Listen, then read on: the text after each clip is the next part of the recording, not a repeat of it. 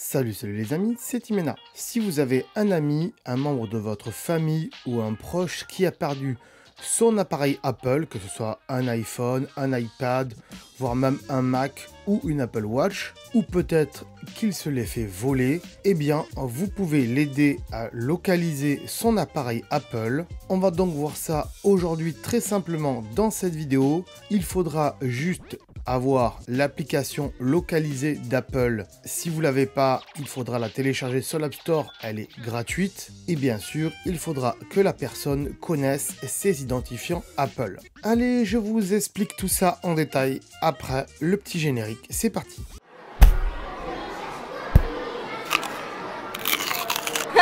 Donc vous l'avez compris, il faudra avoir l'application localisée qui pour moi est ici. Si vous ne l'avez pas, soit vous la téléchargez sur l'App Store, soit vous faites une petite recherche comme ceci et vous tapez localiser. Voilà, elle est là. Une fois l'application localisée ouverte, vous allez aller sur l'onglet moi qui est ici. Et ici, voilà, tout en bas, il y a marqué « Aider un ami ». Cela va donc ouvrir iCloud.com pour que d'autres personnes puissent se connecter et localiser leurs appareils depuis cet iPhone. Alors, je le fais sur un iPhone, mais ça marche aussi sur un iPad, ne vous inquiétez pas. Vous appuyez donc sur « Aider un ami » ici. Ça va donc vous ouvrir une page internet vers iCloud.com. Le fait de passer par ce lien dans l'application localisée, ça vous assurera que vous arrivez bien sur le vrai site d'Apple, iCloud.com, et non pas sur un faux site qui pourrait récupérer vos données, par exemple.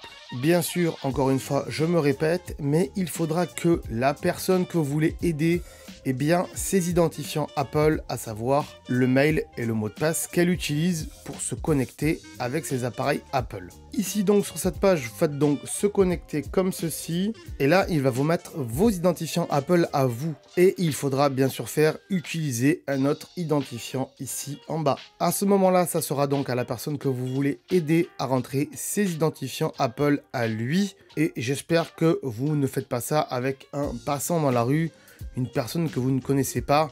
Non, faut vraiment faire ça avec des gens que vous connaissez, on ne sait jamais, ça peut être dangereux, donc faites attention. Il est possible que l'application vous demande une authentification à 2 facteurs, mais dans le cas où la personne vient de perdre son appareil, Apple y a pensé, il faudra donc appuyer sur localiser des appareils. Ici c'est mon cas, j'utilise un deuxième identifiant Apple et il me demande si je veux bien l'autoriser depuis un Mac. Je n'ai pas répondu, je n'ai ni fait autoriser ni refuser. C'est comme si j'étais un peu perdu et que je pouvais vraiment pas cliquer pour authentifier à double facteur.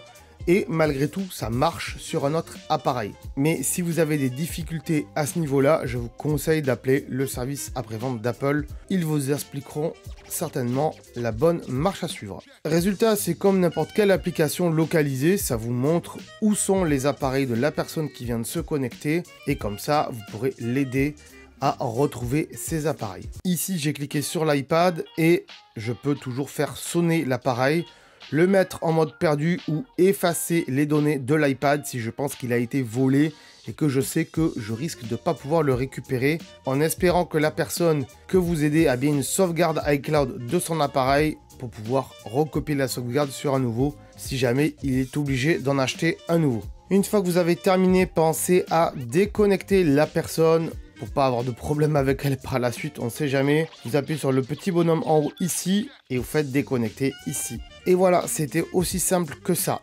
Maintenant, si vous pensez que la personne s'est fait voler son appareil Apple, faites très attention quand même. N'y allez pas tout seul, prévenez la police, essayez de porter plainte et espérez le meilleur pour vous en tout cas. Mais n'y allez pas tout seul, ça peut être très dangereux. Je vous remercie d'avoir suivi cette vidéo. Si elle vous a appris quelque chose et aidé, n'hésitez pas à mettre un petit pouce bleu bien sûr. Abonnez-vous à la chaîne si ce n'est pas déjà fait, car on fait plein d'astuces pour votre iPhone et vos appareils Apple sur cette chaîne, et bien d'autres choses aussi, donc pensez fortement à vous abonner.